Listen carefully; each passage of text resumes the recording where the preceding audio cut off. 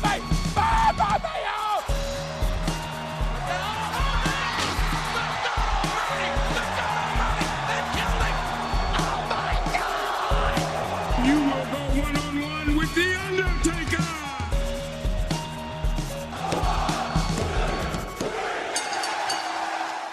and welcome to Hit the Books, the only weekly realistic fantasy booking podcast in the universe. I am your host, as always, Ryan Knights.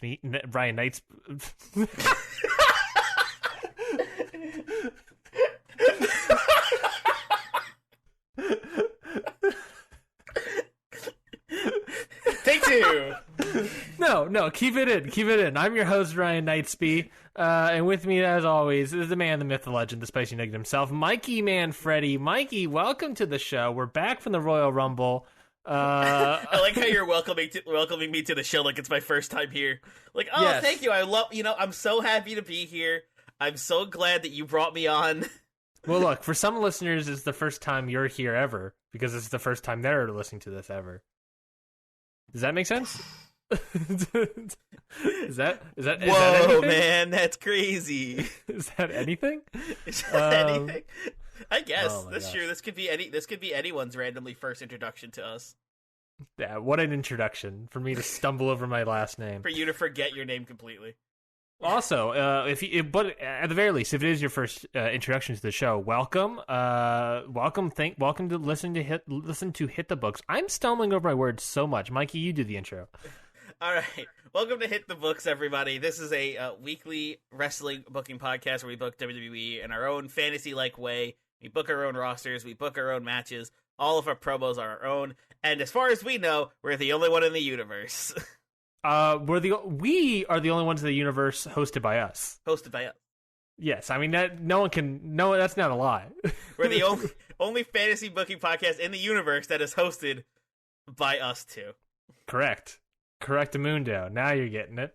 You're correct. So I handle Raw, Mikey handles SmackDown, and it's going good. We just, if you are new, we literally just released our Royal Rumble pay-per-view special, where we had our own Royal Rumble card, and we had winners and everything, so definitely go check that out. I highly recommend you go check that out. Great episode. What does that mean? We're officially on the road to WrestleMania. Driving in my car down the road to WrestleMania. Ding. I don't know why I was going to do the snaps. I don't know why, but it felt like snaps were appropriate. Fair. But yes, we are officially on the road to WrestleMania, and what a WrestleMania it is. We got Elimination Chamber coming up. We got Fastlane officially announced. Damn. We'll be on Peacock at that point, and and then we'll have a 2-night WrestleMania event. We didn't do it last year because I feel like the 2-night got announced way late, and we're like, we're not doing that. We don't have time for that, but now we know. We can't have time to book even more matches to do that stuff, but now we got a chance to play and a chance to adapt to that. So we're doing it. Also, I think COVID was happening, and so we weren't sure if WrestleMania was even going to happen. Yeah. What if we have WrestleMania SmackDown and WrestleMania Raw? Sorry, did I say COVID was happening? COVID is happening. Please wear your mask, everybody. Jesus, Jordan Oliver has a bruise on his rib that is just incredibly nasty. Ryan, we have to record. Yes, I know. We are recording this during the GCW Fight Forever stream, so if you haven't checked that out, go check that out. Especially go check out Effie's Big Gay Block. We over at Countout sponsor that hour 2 of Effie's Big Gay Block, so definitely go check that out as well. Yes, we're very proud of that. Speaking of plugs, I'm just going to put them in here now. Follow us on Count Pod on Twitter. Subscribe to the show, and if you're on Apple Podcasts, leave a 5-star review. We would greatly appreciate it. Yeah. With that out of the way, let's get into the show. Again, I'm fancy booking writing Raw. You're writing SmackDown, so I got a whole new return home show from Raw. We got a 3-week build till Elimination Chamber. So not a lot of time to get right there. Into it. We got to get right into it. So speaking of, let's get right into it. We're opening up the show with the Royal Rumble, the men's Royal Rumble winners, music, Edge. His music hits. And after a moment of just jubilee from the crowd, just excitement. Edge does not walk out. Interesting. But rather Randy Orton walks out with a chair, with that chair that he's been using on Edge. Again, if you want to know what happened at the Royal Rumble, go listen to the podcast. It's right there, folks. So Randy Orton walks out to Edge's music, certainly to a chorus of boos. Yes. Orton grabs the microphone and says that last night I made my statement. I told each and every one of you what I was going to do, and I did it. I sought revenge and grabbed you with full force, and now no one can stop me. I am taking back my spot in this company. I am a Orton. I am a legend. I am the legend in this business, not Edge. I am the peak of the mountain. And with Edge out of the picture, I'm going to WrestleMania and taking my rightful place and winning the WWE Championship. And there's not a damn thing you could do about it. Whoa. Bold statement by Orton. Also, I love when heels come out to whoever they're like feuding with music. Mm-hmm. That's such a cheap way to get heat. Exactly. Someone's going to come out, and it's going to be Keith Lee walks out. Okay. WWE champion Keith Lee walks out. Lee tells Orton that he may think he can call the shots, but I'm the one on the throne. What you did last night was take away a dream match of mine and replaced it with nothing. Yes. Sure, Randy, I would love to face you, but I don't negotiate with people like you. You will never get my WWE title, and that's that. I do like laying down the law of the land. You're nothing. Yes, laying down the law of the land. We don't negotiate with terrorists around here. I like it. So Keith Lee walks away, and as he's walking away, as he gets into the ropes, Randy Orton catches him and does the classic Randy Orton DDT onto Lee, then hits him with the chair a few times, grabs the microphone, and says to Keith Lee that I'm not waiting for WrestleMania. I'm taking that title at Elimination Chamber. Ooh, the gauntlet. It's been thrown down. The microphone drops, the gauntlet's on the ground. Randy Orton lays out the challenge. Randy Orton, Keith Lee, WWE Championship, Elimination Chamber. I like it. Will it happen? We'll find out. So this means Edge might still be at Mania. Correct. Interesting. Okay. But it could be Edge versus Orton for the title at WrestleMania. It could easily change between now and then. Of course. Or Orton becomes the champion and is like, no, I'm not giving it to Edge. I'm not allowing Edge to challenge. I mean, can they do that? A bold move? It's WWE. It's wrestling. You can do whatever the hell you want. Moving right along, we got Chad Gable, a Bryan-less Chad Gable, versus Shelton Benjamin. Does Gable just like walk around like a lost puppy, like Bryan? Oh no, I think he's actually walking out with some like vigor, some enthusiasm. He's sort of shedded some. I was going to say some old skin, if you will. Bryan was maybe not the right influence, clearly, and not letting him speak, actually verbally and physically assaulting him. Mm-hmm. Maybe he's a bad coach. Speaking of Daniel Bryan, though, he is going to watch this match from the backstage area. A coach never stops coaching. Yep. Even if you've been fired. So I don't think that's the right mentality to have. Chad Gable is able to get the win here, though. Nice. Big win for Gable. I like it. After breaking off from Bryan, Gable gets a win on his own. Exactly right. Moving right along, we got speaking of... I'm doing a lot of speaking of transitions, but anyways, moving right along, we got a backstage interview with Ricochet. You remember him. Of course. He's wearing a chain. He came in doing a backflip, maybe. I don't know. Ricochet, you remember him, right? The guy, he's probably wearing like a fedora for some reason. He's real lax and all cool. Real drip hours over here. Former United States champion Ricochet. Yeah, lost the title yesterday. Charlie asked him about what happened at the Royal Rumble. Ricochet says that what happened was a travesty. I lost my United States Championship. Truth is on the shelf now, along with everyone else that One Nation attacked. Someone needs to stop them, Charlie, and maybe I'm the man to do it, but I can't do it alone. and he walks away. Interesting. So Ricochet maybe teasing a little bit of a partnership coming up with him and a mystery person. A partnership, alliance, friends in low places. I don't know. Common enemy. Who knows? There's certainly a lot of enemies that One Nation may be making. Fair. And probably will be making more. I bet. But yes. Speaking of, I'm going to go one transition to the next. Speaking of One Nation enemies, Bronson Reed and Arturo Ruas are out.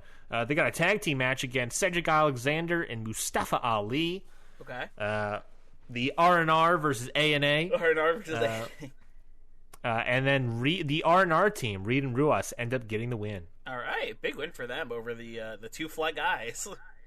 Yes. Well, they're no longer the Two Fly Guys. The Two Fly Guys was Cedric Alexander and Ricochet. Right. This is the A&A. A&A. Arn and Anderson. Yes, this is Arn and Anderson. Well, that's like a shindy. This is like that's Arn and Anderson are like a shindy wrestling tag team name. Yeah. Hi, I'm Bronson Arn. And I'm Carl I guess Carl Anderson's the person. And I'm Carl Anderson. I got rid of Luke Gallows. Finally. Shed that. Oh, jeez. But after the match, MVP and the LLC walked down to the ring. MVP congratulates Reed and Ruas on their win. He says that he's heard what's been coming out of their mouths and how they think they are next in line for the Raw Tag Team titles. But here's the thing. These two guys, as he points to Cesaro and Bobby Lashley, they are main eventers. You know, they've toured the globe wrestling, have made money in every building they step into. Mm-hmm. Where have you two been? Brazil, Australia? I haven't even heard of you till you got to NXT, and even then, you didn't make any money. So here's what we're going to do. You two just haven't won enough matches yet. You know, you won some, and, you know, I gotta admire that, but not enough to face my guys. So, if you want the title match, you know, you gotta pay up. What, I don't know, maybe a couple grand?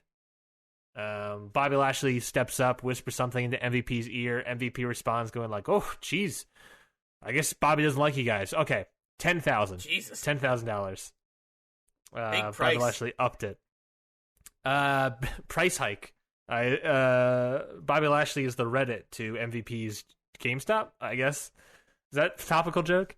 Reed and Ross look at each other and then attack the LLC. During the beatdowns, Cruz and Tozawa come out.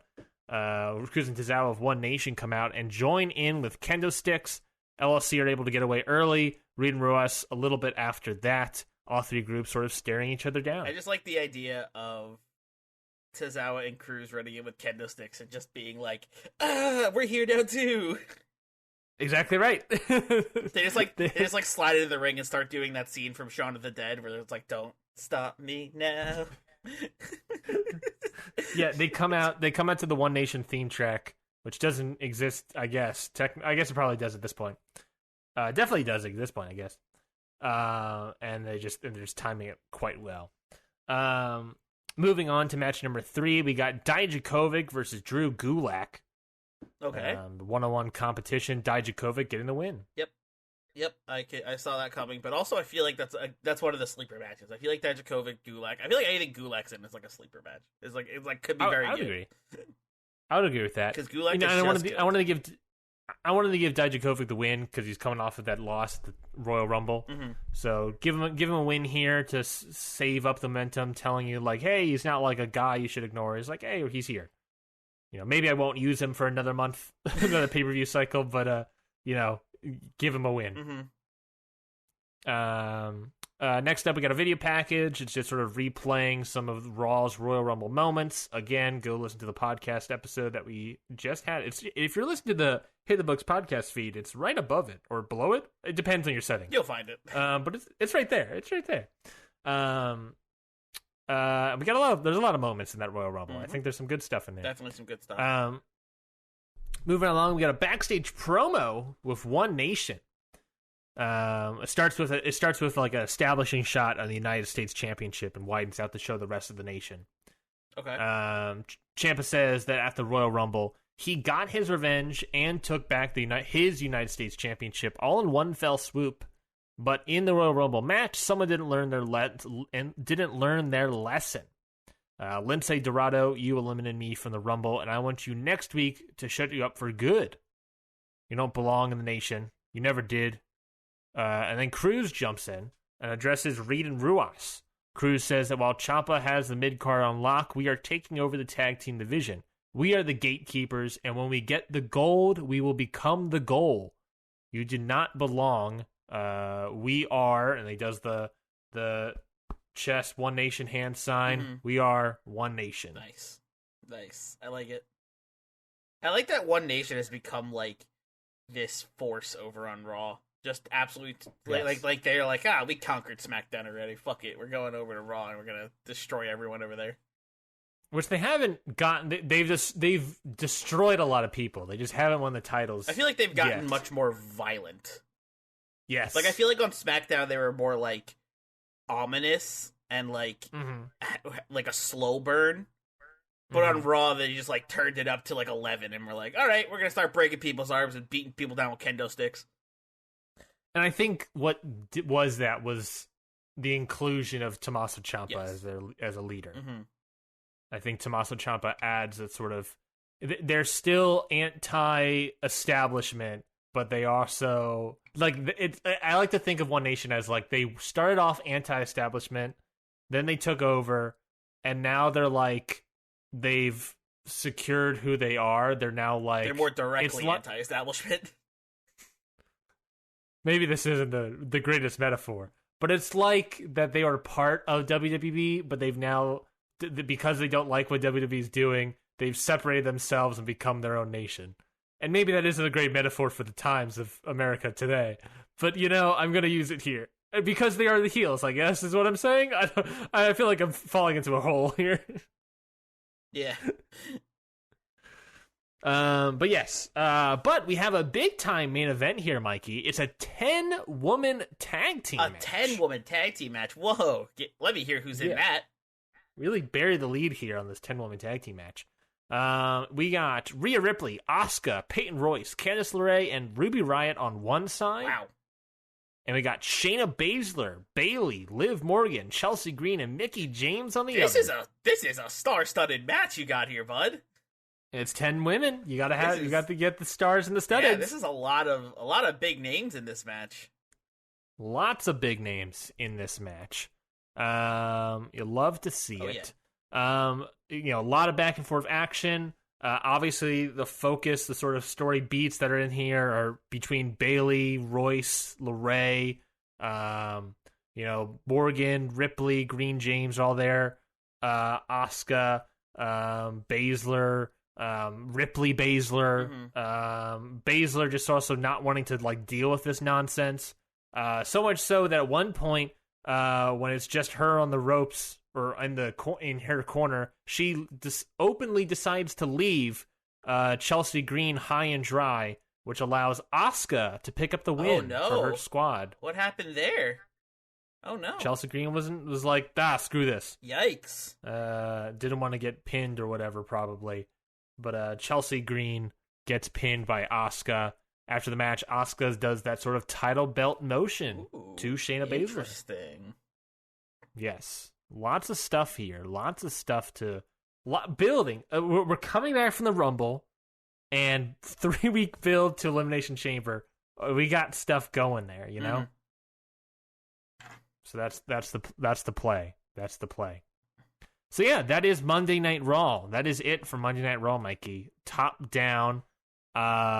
It's always tough to do return home shows, but I feel like I did a good job. But what do you think? Comments, criticisms, questions?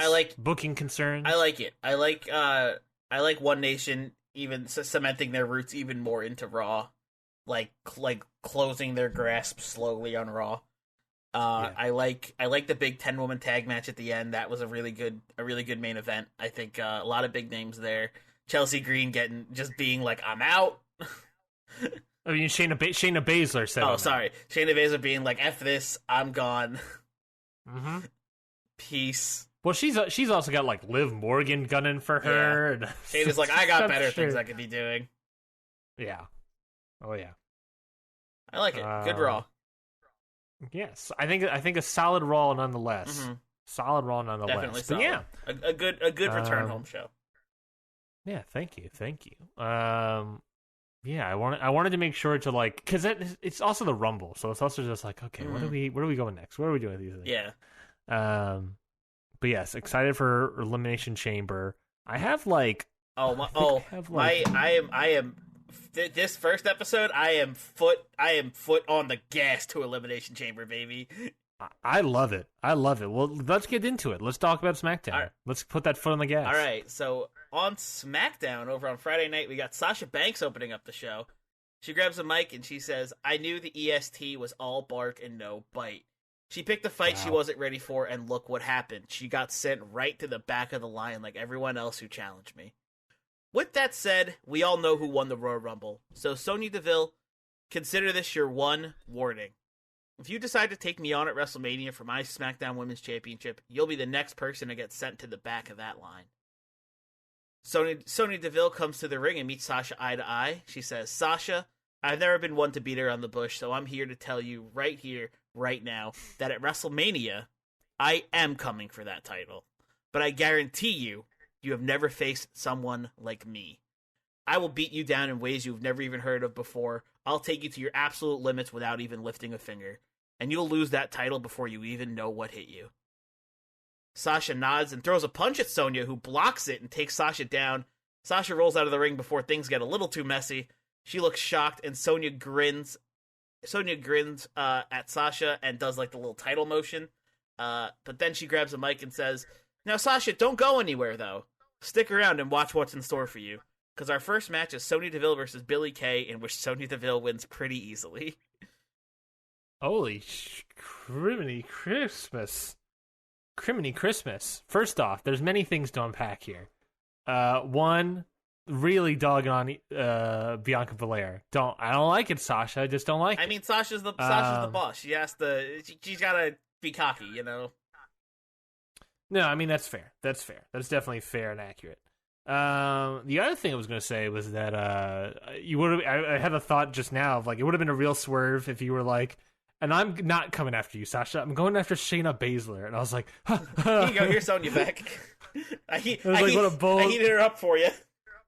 What a bold move! Heated her up for you in the microwave.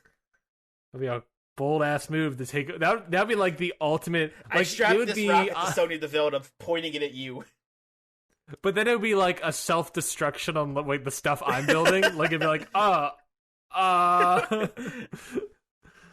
It would be real awkward for me. I was like, that it's such a weird thing. I don't know why I thought of that. But also going straight into the Sonya sort of build to WrestleMania and taking on Billie Kay and defeating her. I mean, take that, Billy. If that's a real name. No, yeah, I think it's a solid start. Yeah, thanks. Thank you. Okay. No, don't. How dare you? It's an awful show. Raw's better. There we go. Gotta get plugged After that first match where Sonya takes down Billie Kay, we have a backstage. Wait, hold on. After that first match where Sonya, you don't have a backstage interview. After that first match, we have a backstage interview with Kevin Owens about his title defense at Royal Rumble. He says, "Well, I showed Joe that my win over him the first time was no fluke. This Intercontinental title has given me more drive than I've had recently, and it's made me a dangerous competitor. Now that Joe is out of the way, I did want to make an announcement. Starting tonight, the Open Challenge for the Intercontinental title is back on. So if you want a shot, meet me in the ring later." Setting up our main event, Kevin Owens versus somebody for the Intercontinental Championship. Who is that somebody? Because Samoa Joe put the Open Challenge that Kevin Owens had in mind on hold a little bit until Owens beat him. So Owens now, with Joe out of the way, he's putting him back on. I like that. I appreciate that. I'm excited. Yeah. So after that, we have match number 2. We have Mastiff taking on The Miz, where Mastiff gets the win over Miz. Solid win for Mastiff. Yep. A Miz, another person that both you and I would. It's not that I don't think we have anything to do with him, but we just cannot I just have nothing. We just have always had nothing for the Miz. Yeah. Yeah, the Miz has been kind of on ice recently. On ice since we've done the show. Yeah. We're just sort of like, I just Miz don't is one of those know characters what to where do it's with like Miz. you go one direction and that's it. So you gotta, I don't know. I feel like Miz, we need an update. You know. I feel like the Miz. I feel like part of it is just the Miz has been the same thing for like a That's what I'm decade saying. now, Like he has one. He's very one note. You know. Yeah. There's no depth to the Miz, and I just have no idea what to do with that guy. When there's other heels that I'm like adding depth to and using. Exactly.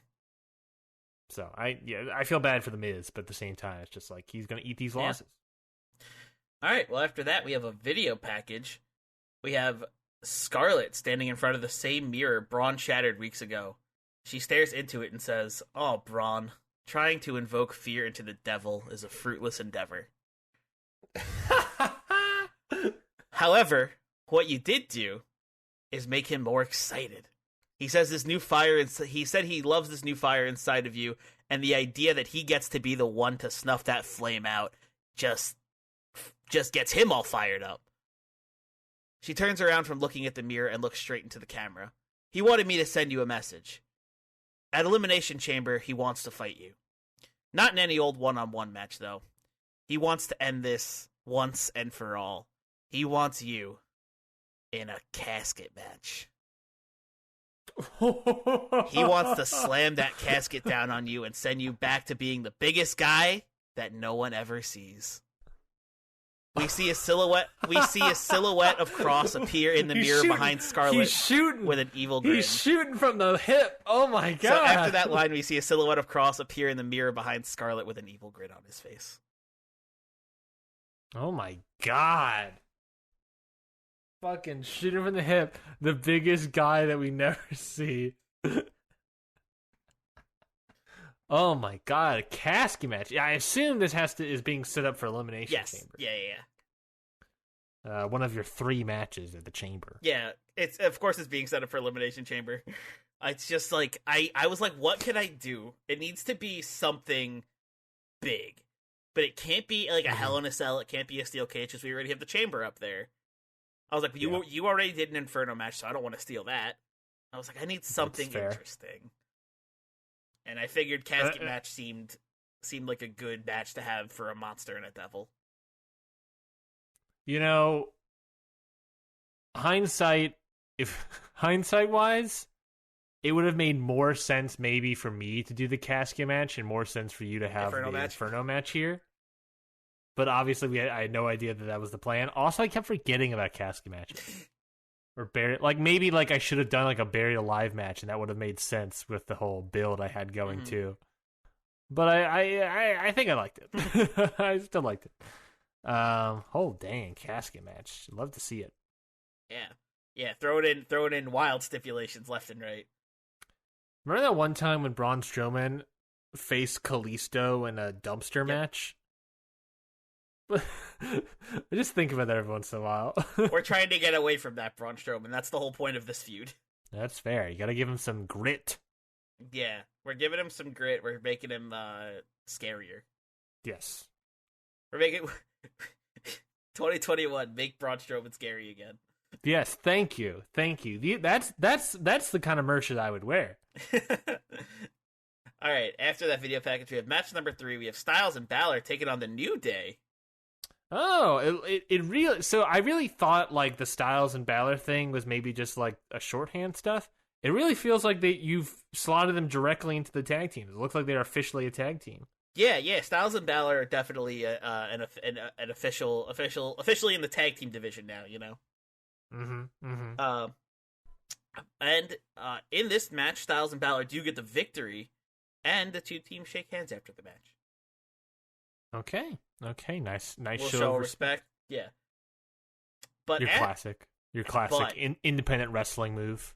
Of course, show of respect after the match. Yeah, but after the New Day leave the ring, Morrison and Andrade attack Styles and Balor from behind with the belts. Morrison grabs a mic and says, "We've been paying close attention to you two. You both have been making some waves in this tag division recently. Big stuff. So happy for you. Anyway. John Morrison. I love If you even think about trying to take these titles from us, you'll be in a whole new world of hurt with nothing to show for all this effort you've been putting in. Because the team of me and Andrade are going to be champions for a very, very long time. And whoever stands in our way is going to end up like these idiots on the ground. Morrison grabs AJ's hand while he's down and sweets it before heading off with Andrade. I like it. I like Morrison and Andrade as a team. Obviously, since I was the one that originally paired them together. Yes. Lucha Underground. They're not Lucha Underground because Andrade was never in Lucha Underground, but the Lucha Connections, which is also hilarious to me because it's two different Lucha promotions. Because John Morrison was only involved in AAA while Andrade was involved with CMLL when he was La Sombra. Mm-hmm. So it's two different Lucha promotions coming together on one fell swoop here. Yes. By the way, I'm trying to remember what I was originally planning to do with them. At one point, they were definitely going to feud against Ricochet. I just don't remember if Ricochet was going to be with anybody else. AAA, CMLL, Lucha Underground coming together. And that's all the Lucha promotions, maybe. I don't know. the Triforce. The Triforce. Is there an independent wrestling, like, obviously not going to be in WWE or anywhere else, but like, is there any sort of a trio in the independent wrestling circuit that calls themselves the Triforce? There should be. Or maybe at this point, it's probably like who are the at this point it's probably like, I want to say like GCW, Beyond. What are you describing as? Like who's like they don't describe themselves as the Triforce, but like who could be the Triforce? It's like GCW, Beyond Wrestling. Maybe and like who would be the third one? Maybe like BLP. BLP, yeah, that's the other big one. Like, yeah, I feel like that could be like the Triforce of indie wrestling. Oh, I was thinking of a 3-man tag team of wrestlers calling themselves the Triforce. Gotcha. I thought you were talking about like 3 different promotions who could be like the Triforce of indie wrestling. No, that's fair. That actually probably is what it is right now.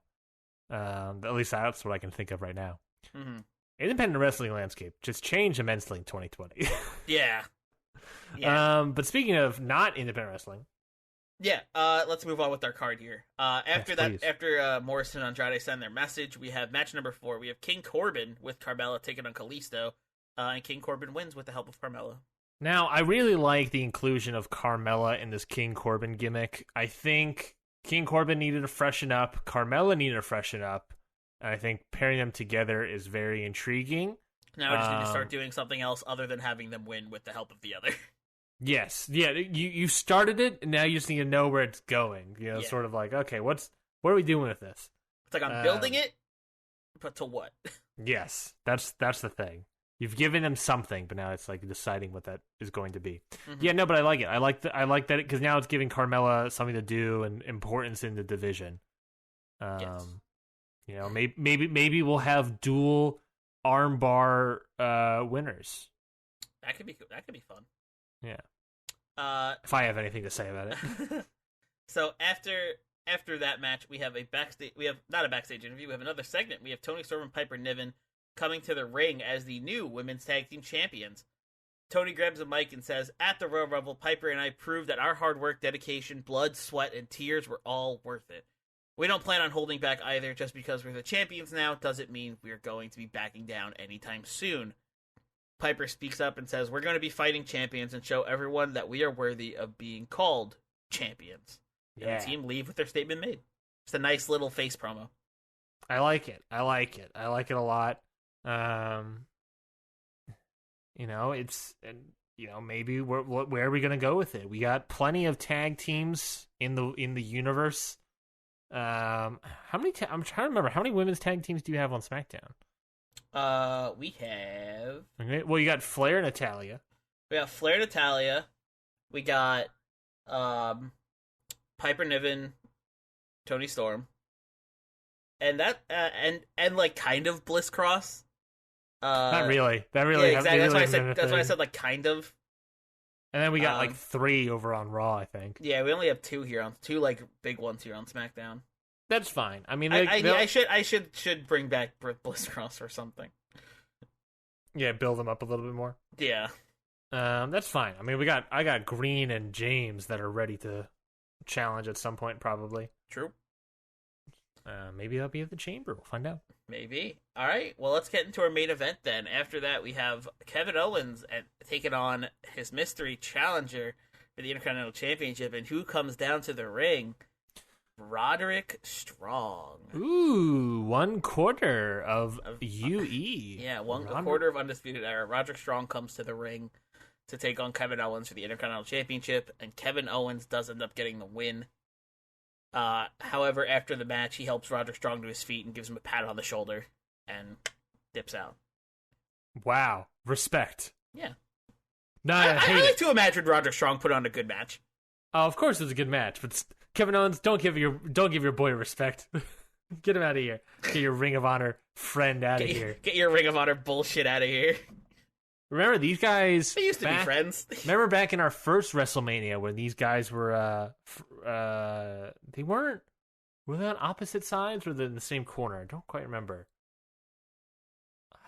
What was it? They remember they were like we were sort of teasing maybe Owens Undisputed Era. I think actually in our universe they were on the same team. Because that's when we were. Wasn't that when we were teasing the NXT Invasion angle? Yes, because Owens was like helping that. Yeah, we were trying to get Owens to be like the sleeper agent for NXT and like sabotaging WWE, but like while like really helping out the NXT guys. Yes, because he hated the fact that he was forced to defend his United States Championship every single week. Yeah, now he's doing it freely. and now he's doing it with the Intercontinental Championship freely. Yeah, what a character change. Yeah. What? Maybe it's bad that that's all Kevin Owens does is open challenge. His whole career has been open challenges. He wants to fight. I mean, I can't blame him. Right? Like, I can't blame him. But nice. I like it. I like giving Roderick Strong a little bit something to do. Undisputed Era have been quiet for the past pay-per-view cycle, so it's nice to see them with something to do. But this was the main event, so I mean, top down, I liked it. I like you're building to, you're building to WrestleMania more than anything else. We're building to WrestleMania with the Elimination Chamber like interruption and Fastlane interruption. Yeah, like it really feels like. I mean, I feel like the question is like. You're gonna have an Elimination Chamber match, and I wonder what it's gonna be and what it's gonna be for. If anything, a number one contenders or a title, whatever. And it feels like, if anything, this was like sort of building up more people. Like I feel like if you're gonna have an Elimination Chamber, knowing you, Mikey, 100%, you're gonna put Mastiff in there. I love Mastiff. I love my boy. Mastiff is great. Great addition to the roster. I love my big beefy boy. But yeah, I like the show a lot. I think I like the show, like, I wouldn't say it's as good as Monday Night Raw. Maybe I'm biased. But I think it's like very similar in the sense that we're coming off of the Royal Rumble. You're building up some stuff. But really, for the most part, both of us just kind of had like matches to establish some of these singles guys, like Mastiff, like Corbin, Styles and Balor. Which we wanted to more so establish people than anything else. We need to reestablish people. We need matches for WrestleMania. Yes. I wrote it down. Let me see if I have it in my notes. Because I just wrote down how many matches happened in Raw and SmackDown WrestleMania last year. Let's see. My notes page is updating. Here we go. Across both night 1 and night 2, we have 8 SmackDown matches, 9 Raw matches. 8 SmackDown, 9 Raw. Interesting. Yes, and one of those, or on top of that, there was also a women's tag team match that was dual branded. And then I also counted the NXT Championship match with Rhea Ripley as just a Raw match. Because, I mean, come on. But even then, that would make it 9-9 or something, 8-8 or whatever. So yeah, basically what I'm saying is that we have like 18 matches. It's gonna be a lot. It's going to be a lot. We got a lot to book, but still have a lot to get there. I mean, it's only January or February at this point. Mm-hmm. So we still got a lot of ways to get there. I'm excited till we get there, you know? Yeah, me too. So, yeah, I mean, that's that, Mikey. I think we had some 2 solid shows, but again, folks, I should say at the top of the show, part of the reason why we love our audience so much is, or we want to make sure that we let them know that we love them so much, or especially me, is because we every single week we have our audience vote on whose card was better. Was it Raw? Was it SmackDown? And I just want to, while I'm in this moment, remind you that I love you so much, and if you happen to vote for Raw, I would love you immensely, even more. So that's that. You sell out. I'm not a sellout. It's called bribing with love. Listen, Not audience, really audience, I love you either way. Wow, Mikey, what a loser. This guy can't even love you immensely like I can. I'm the baby face here, baby. We're like Butterface. Dab. Oh, did you dab. just call me fat? Oh no, my ego. I don't think Butterface has to do with being fat, right? I don't know. I'm gonna look this up. To Urban Dictionary. This fucking match is still happening. Yeah, we've been recording during for reference, people. We started recording this show at hour 2 of Oliver Tony Deppen from Fight Forever, and so we're just sort of like looking at it like every once in a while, like, oh my god, this thing's still going. Can we beat the match? 7-6 in favor of Oliver right now. Can we beat the match? A Butterface. Let's see. A Butterface is someone with a nice body but an ugly face. So take that, Mikey. That's dab on the haters. But anyways, like I was saying, every single week, you all at home can go to our Twitter page at CountOutPod. Again, at CountOutPod. Go to Twitter there. Every single Friday, every single basically weekend, there'll be a poll that'll be live where you can vote on who has the better card. Is it Raw or SmackDown? And again, you can go vote at CountOutPod. Yes. Mikey, you want to know? Oh, I should also say the second part of that is the winner or I guess should be the loser of the randomizer of that poll that you, the audience, vote on. Gets randomized to help make us stay realistic. We have a list of like 40 options that we will randomly spin a wheel on. And the results of that will say what we have to do. It could be injuries. It could be Vince McMahon rewriting the whole show. It could be whatever. The things that happen in WWE for real life. Which, I'm not even going to say it. I'm just going to jinx it if I say it. What are you going to say? I was going to say, in the many years recording this show, we still have not hit the Vince rewrites the entire card. No, and I'm terrified of it. Me too. I'm anyway. We definitely didn't hit it at any point in real life, but because of lack of time and lack of release, didn't just be like, let's redo it. Nope, never, not once. Anyways, let's get into it. Well, the results are in, Mikey, and the results are that SmackDown Live won, which means I hate all of the fans now. Because I love you, but you're gonna get bare minimum. This is love. Ryan's official heel turn. Yeah, I heel turn every single time I leave. I'm the big show at this point. But yes, the results are in, Mikey. SmackDown wins, which means I'm gonna have the randomizer done on me, and I don't like that. I bet. Don't tell me what to do. Only the fans can tell me what to do, I guess. Ooh, Ryan, bad news. No. We have an insanely bad injury. No! That's a rough one, buddy. How many? What? Read it? Roll a D whatever to see what wrestler gets hurt, then a D20 plus 5 to see how many weeks they're out. D20 plus 5? Oh, that's a Wrestlemania miss right there. Possibly. That could easily... Actually, you can roll a 1 on the D20. Let's see. I mean, that could easily... I don't know. It could go either way, failures honestly. exist, right? Yeah, I mean, that's true. Let's see. Okay, how many wrestlers did I have? I got 2, 4, 6, 8, and then a 10-woman tag. 18, huh? 18, with the latter half of that being all of my women wrestlers. Great.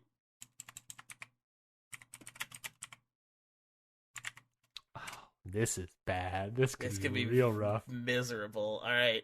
I rolled a D18. Your result is a 4. Oh.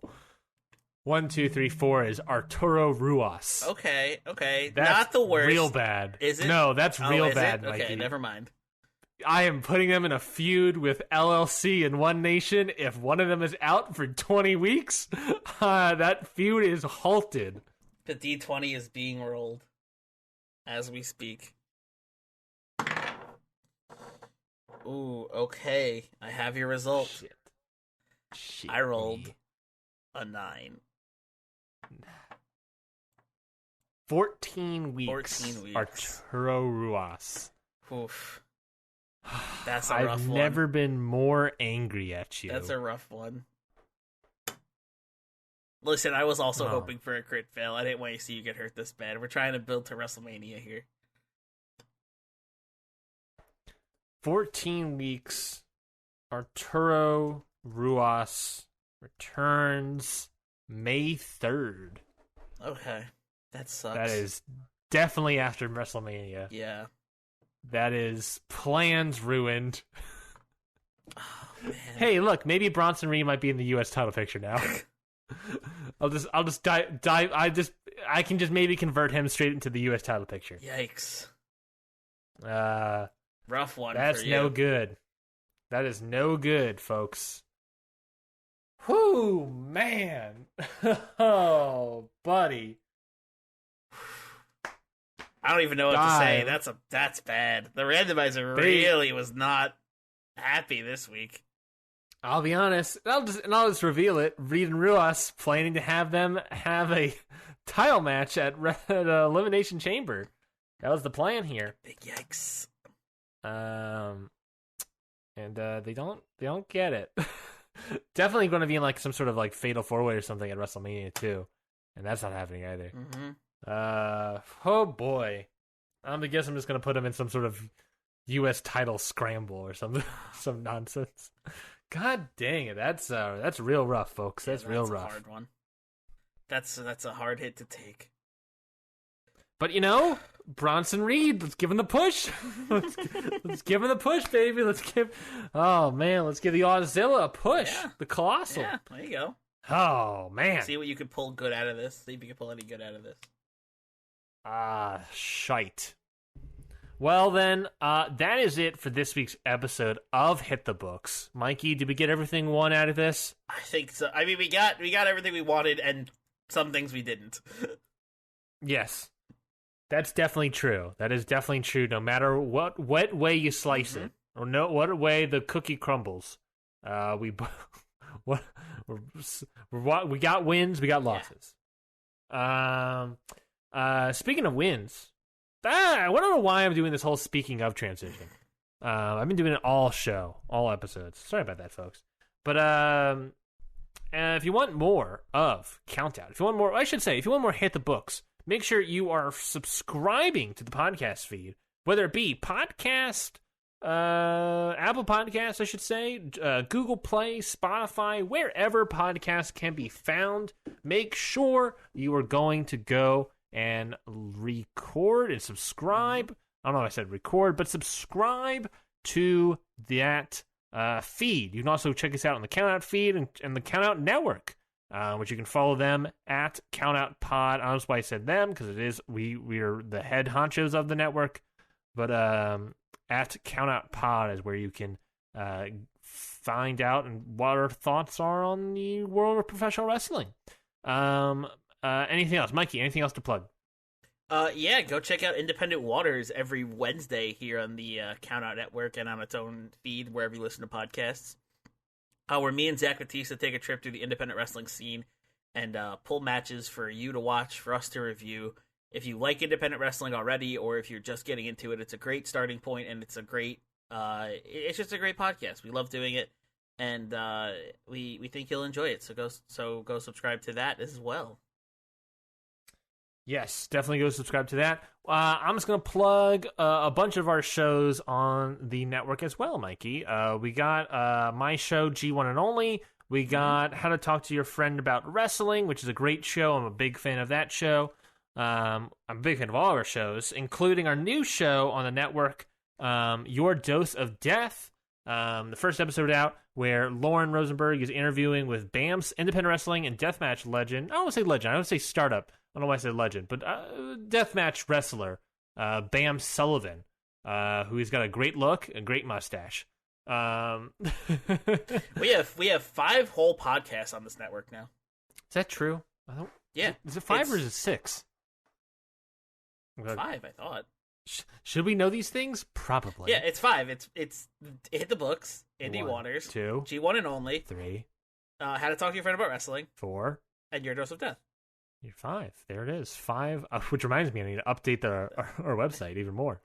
But yes, we are vastly growing, vastly improving. And speaking of our website, I should say, head over to countoutpod.com. We've been uploading articles as of late. So we got a bunch of stuff there. And also, I guess we should say, we also, at this point, if you're listening to this, we should also probably have a Royal Rumble review show, where 2 members, we're doing this thing where we're going to have, at any combination of people wanting to review big shows, we're going to do a review show of that. So we can have, I believe the Royal Rumble review that is out is going to be you and Zach, right? Yes, it's going to be the Indie Waters crew. It's going to be me and Zach Batista doing a Royal Rumble review. Yeah, so go check that out as well. Speaking of articles and stuff as well, I mean, I wrote a preview article for the Royal Rumble, but it's too late because the Royal Rumble already happened. So I guess, if anything, find out if I was right. There you go. Go find out if Ryan was correct. But yes, we are rapidly growing. 2021, I feel like Mikey is going to be countouts a year, making moves, making strides. But so I guess, if anything, I'm going to put the call out there. If you want to join the Countout Network, let us know. If you have an up-and-coming wrestling podcast that needs a little help uploading, maybe editing here and there, talk to us. Hit us up on Twitter. Yes, over at Countout Pod. Or if you just want to write some articles, whether it be articles about things you love, things you hate, as long as you got passion and a voice and I was going to say a pen, but we don't really write articles on pen anymore. It's all about I was going to say typewriter, but that's also still wrong. The computer. If you got a keyboard, then we're happily willing to publish your work. So hit us up again. You can just DM us. I think our emails and our account out. I think it's, countoutnetwork@gmail.com. So that is it for this week's episode of Hit the Books. We'll be back next week for an all-new episode of Hit the Books. But until then, we've got 2 words for you. Book it.